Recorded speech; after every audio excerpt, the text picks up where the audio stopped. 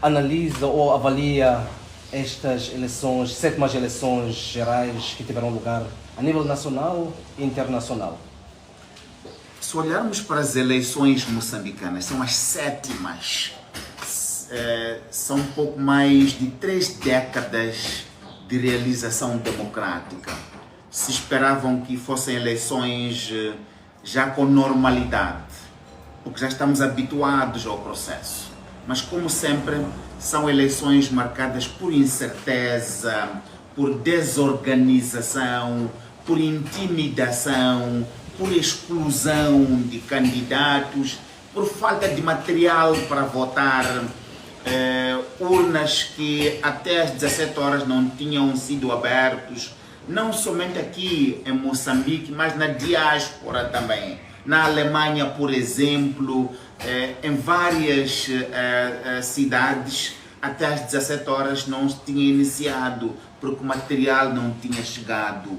E é este o contexto dentro do qual a eleição se realizou ontem no nosso país e na diáspora. E como essas irregularidades irão influenciar a credibilidade das eleições, dos resultados destas eleições? A credibilidade destas eleições já está em causa, a começar pela própria lei eleitoral. A lei eleitoral que governa estas eleições foi aprovada há 2 meses antes da realização das eleições ontem. E não somente o período é bastante curto para as pessoas absorverem e conhecerem a legislação, num quadro onde as outras democracias, mesmo as mais jovens, as leis eleitorais são aprovadas uma única vez e são codificadas. Digamos assim, ficam conhecidas por todos em igualdade de circunstâncias. Esse é o primeiro aspecto. O segundo aspecto, se aprovou esta lei desta maneira, que era para retirar as competências dos tribunais distritais, e fizeram um trabalho heróico nas eleições passadas.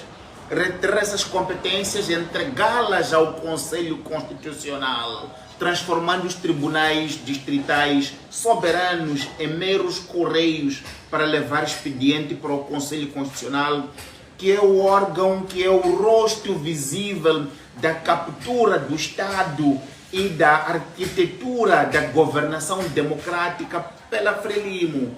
Mas a olhar também por tudo quanto se fez desde a exclusão da CAD. Quando se exclui um partido, uma coligação, com aquela pujança e postura para ganhar assentos, se está a negar não somente aos dirigentes da CAD, mas à população moçambicana de facto escolher.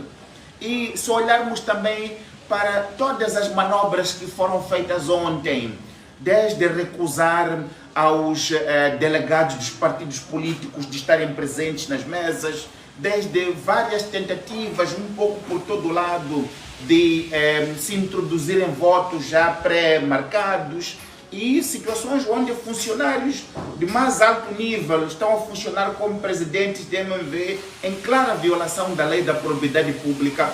Isto põe em causa as eleições que se realizaram ontem. Põe em causa as eleições que se realizaram ontem. Sim, e perante esses mesmos relatos de fraude e atos ilícitos nas eleições, a oposição, vou ser mais específico, o Podemos, o seu líder Venâncio Mondlane e Lutero Simão do MDM ameaçam retaliar ou então sair às ruas. Como avalia essa situação, essas ameaças da oposição? Penso que a saírem para a rua será uma saída justa. Uma saída justa. Uma saída justa por tudo quanto aconteceu. Desde a exclusão da CAD, como disse, que é a coligação que suportava o Venâncio Mondlane, desde toda a dificultação que vimos a CNE e o STAE a colocarem como barreira para o Venâncio Mondlane, num quadro onde, nota bem, a candidatura do Venâncio Mondlane é a candidatura dos jovens moçambicanos. são os jovens moçambicanos que são excluídos, que são marginalizados, que são batidos pela polícia todos os dias, que são dificuldades até para abrir um negócio, para gerar riqueza para o próprio Estado moçambicano.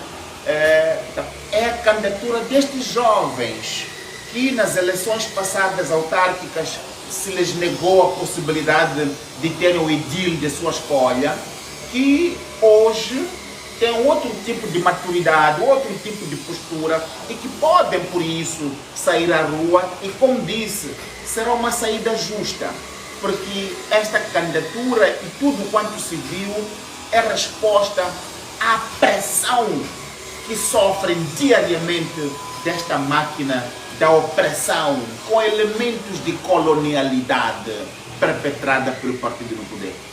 Sim, e como este pleito irá influenciar o nível de democracia no país? Sem dúvida que são eleições históricas. Estas são eleições da libertação. Eleições da libertação.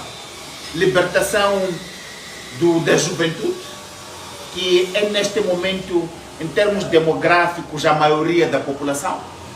Até pouco tempo as eleições estavam marcadas pela Frelimo e Renan, que são os dois antigos beligerantes que agora estão juntos, comem juntos, por isso negavam a democracia e a participação aos moçambicanos.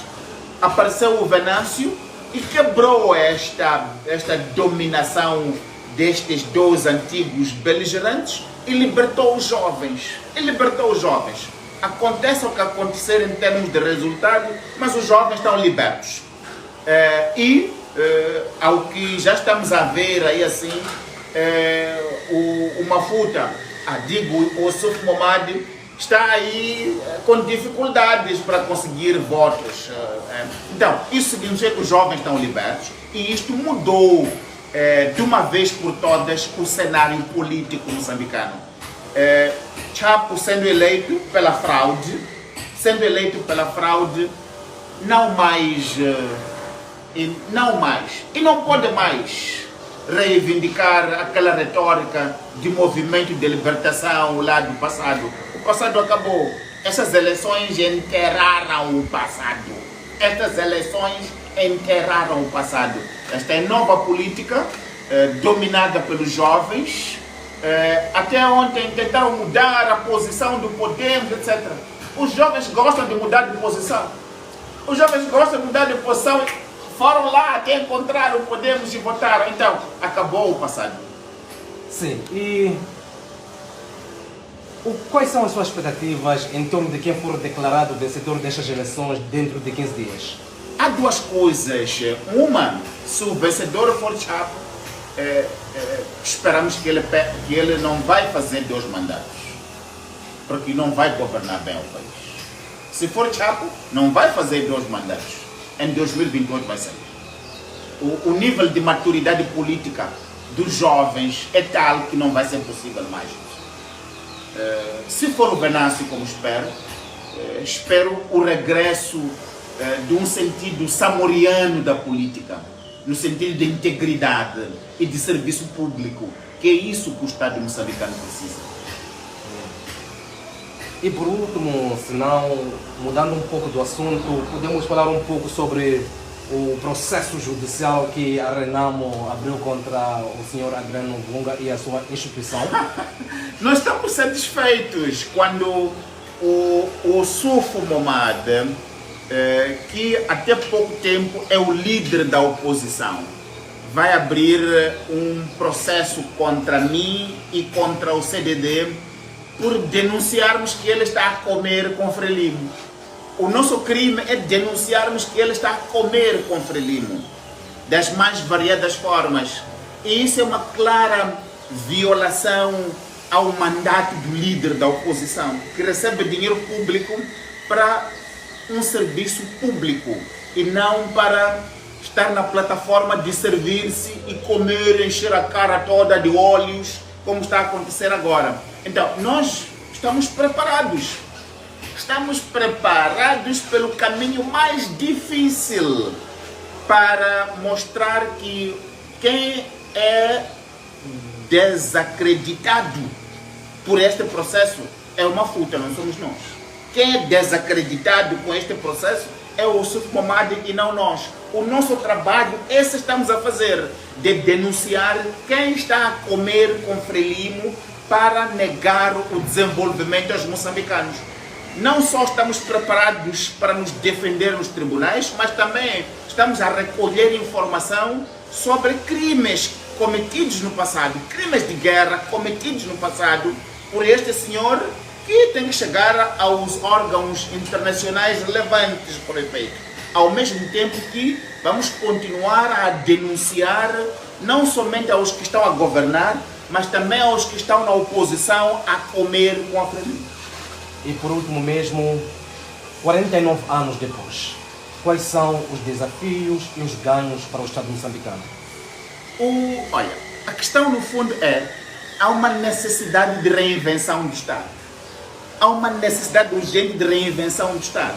Reinvenção do Estado significa tirar o Estado das amarras da Frelimo, das amarras da corrupção, da extorsão, desta qualquerização do Estado a todos os cantos do nosso país, a ponto de termos aquela guerra injusta, aquela guerra sem transparência, guerra injusta contra o povo de Cabo Delgado e contra o povo moçambicano, e aquela política humilhante para o Estado moçambicano do presidente Nyusi de buscar ruandeses para nos defender uma nação ruandesa que é igual ao distrito de Massinga. Viu um país do tamanho do distrito de Massinga, com 1/3 da população de Moçambique, para defender uma nação histórica de combatentes heróis como Moçambique. Isso é humilhação ao povo moçambicano. Isto é coisa do Nyusi. Então, esperamos também que agora que ele sai do poder, vamos poder saber, afinal, bem, que guerra é esta que eles inventaram e que foram buscar ruandeses aqui assim, com que interesses? Vamos poder saber isso. Portanto, neste momento, só podemos dizer a luta continua, pela justiça. Continue, just one more question, please. O legado de Filipe Nyusi. O legado de Filipe Nyusi é ter semeado miséria do Rovuma ao Maputo e do Zuma ao Índico. Semeado miséria. Moçambique agora é uma terra queimada e queimou nas mãos do presidente Nyusi.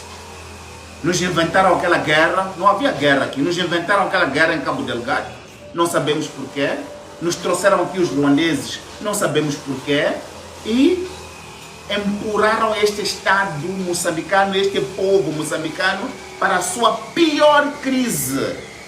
E o nível de profundidade do poço em que este país se encontra, vamos precisar de décadas de boa governação só para tirar, para estar no nível zero, nível de poder recomeçar. E isso foi feito pelas mãos duras do presidente Nyusi. Empurrou milhões das próximas gerações condenados a esta miséria por causa de ganância, da ganância deste grupo pequenino que tomou o Estado agora. Muito grato.